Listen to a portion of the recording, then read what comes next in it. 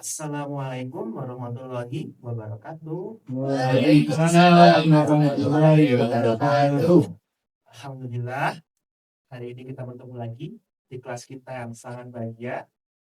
Saya lihat dari wajah kalian, kalian terlihat seperti memiliki semangat untuk belajar hari ini. Sebelum mulai pembelajaran, mari kita berdoa kepada Allah SWT terlebih dahulu agar pelajaran hari ini bisa paham apa materi yang kita pelajari. Berdoa pasti masih. Amin. Sudah selesai. Saya akan mendata kehadiran kalian terlebih dahulu. Oke, yang pertama Isna, Putri. Sepertinya semua masuk ya. Saya harap kalian selalu menghadap ke depan ya dan selalu memberikan senyuman agar semangat terus dalam belajar. Pinter. Materi hari ini adalah recontext. Sebelum kita mempelajari apa itu recontext, pada pembelajaran kali ini saya harapkan kalian bisa mengetahui apa itu recontext secara menyeluruh, dari pengertiannya apa, kaidah bahasaan, struktur, informasi spesifik. Coba lihat gambar ada di proyektor itu, gambar apa itu? Banjir. Apa bahasa Inggris dari banjir? Good ya. Class, what was happening that caused the flooding? Apa yang menyebabkan terjadinya banjir? Coba menggunakan bahasa Inggris. Ayo. Garbage, sampah, boleh. Ada lagi? Tray, boleh.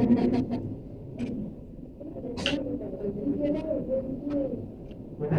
Heavy rain, pinter. Jadi ini adalah gambar banjir atau flood. Flood is caused by you say that heavy rain, tray, garbage, and so on. Okay? Ketika hujan kemarin, nah Pak saya itu ngapain di rumah? Sleep. Yes. You may say not sleep ya.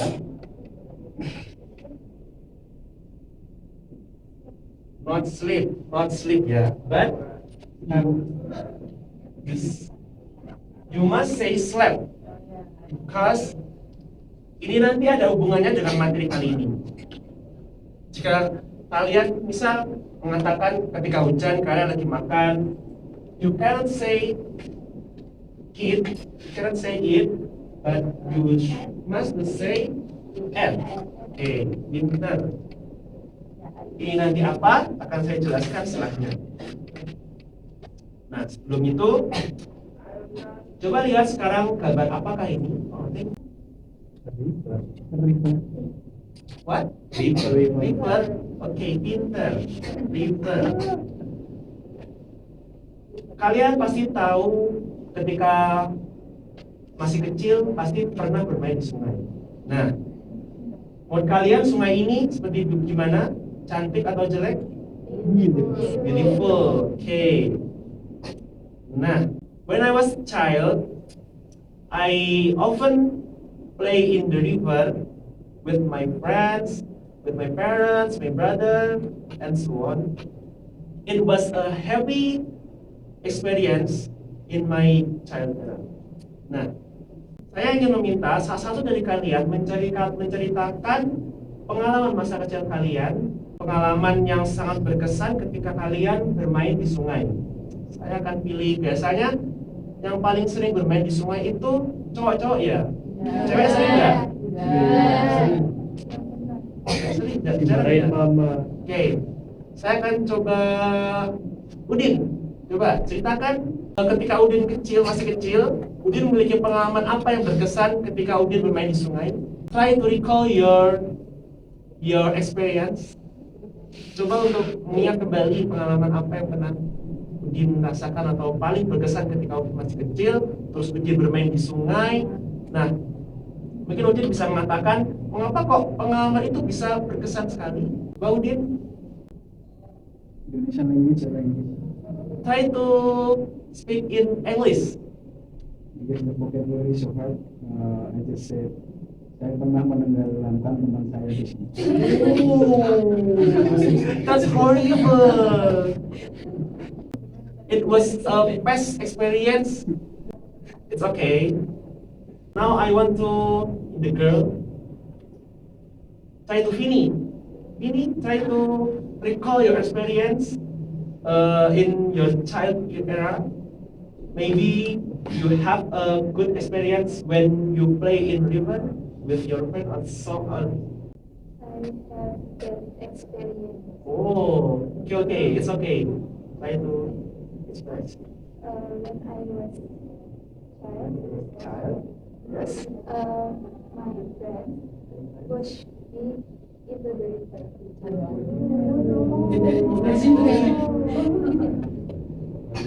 It's okay. It's okay. This is of your past. It's okay.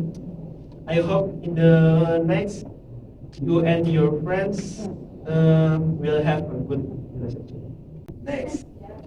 Kalian tadi sudah menceritakan pengalaman kalian. Nah, menceritakan pengalaman kalian itu adalah recontext atau recount. Oke, sebelumnya apa sih recontext itu? What is recontext?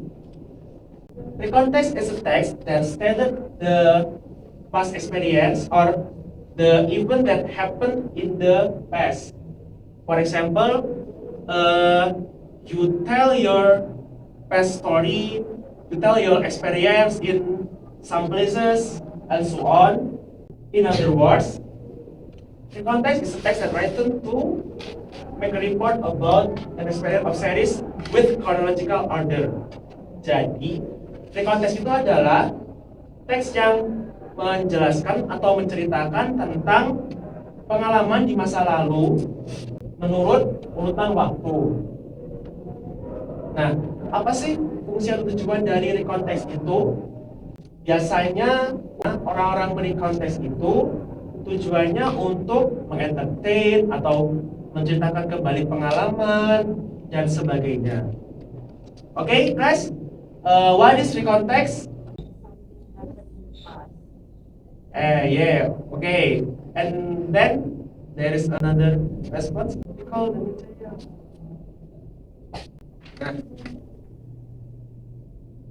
Next is the structure of the context basically have three parts.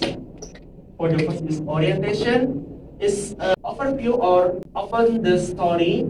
Usually the part of orientation is first answer the question of who, what, when, and where, and why. And the next is events.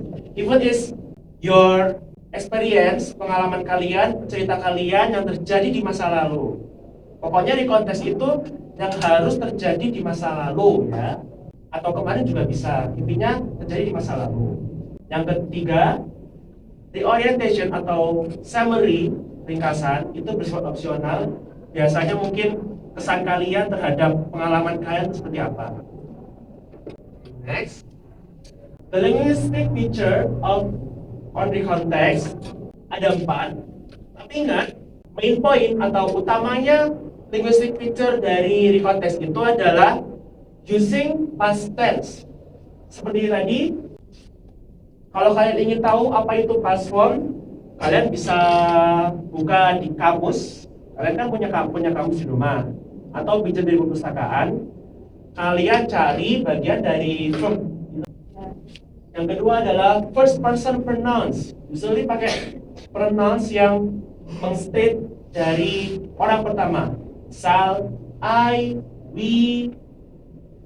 Kemudian ada time connective atau penghubung waktu yang paling sering digunakan dalam konteks adalah gunakan first, next, then, after, and so on. Gunakan time connective itu di bagian event. Dan terakhir ada conjunction, konjungsi, penghubung antar kalimat. Ya, konjungsi pada umumnya and, but, so, and so on. You may read the material first. I will give you 10 minutes to read. Okay, next. Is this an example of recontext? there are three parts or three paragraphs. For the first paragraph is orientation. Paragraf kedua ini sudah mulai masuk event. Bagian ketiga ini lebihnya masih bagian event. Nah, untuk contoh dari reorientation itu dimulai dari bagian it was a tiring experience sampai selesai. Contoh dari linguistic picture tadi, ini kan bisa lihat, I help take care of the younger children by reading stories. I help itu contoh dari past tense atau past form. Nah, bentuk present formnya adalah atau V1 itu help. Nah, help. I will give you 10 minutes to read this text until you understand. Okay? After you understand,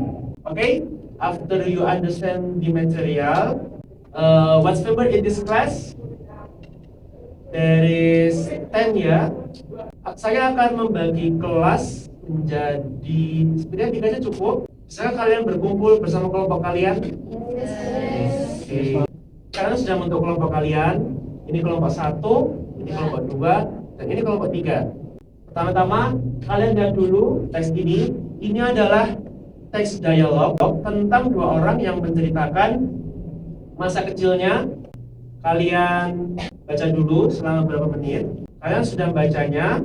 Sekarang kelompok-kelompok kalian identifikasikan teks dialog tersebut, mulai dari struktur, kaidah kebahasaan, informasi spesifik apa sih yang ada di dalam teks dialog ini. Kerjakan di sebuah kertas ya, secara berkelompok. I will give you 20 minutes. Okay? Have you done? Collect to me, kumpulkan ke saya ya. Kelompok 2, kelompok 1.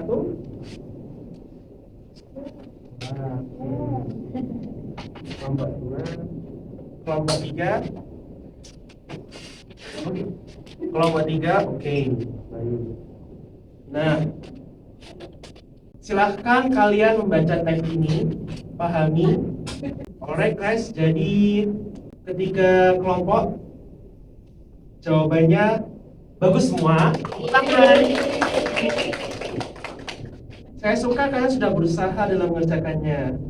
Dan yang kalian kerjakan, kalian masih memiliki bingung pada bagian structure ya? Ya, oke, nggak apa-apa. Kita perlu belajar yang nggak sedikit dalam belajar dari konteks. Oke.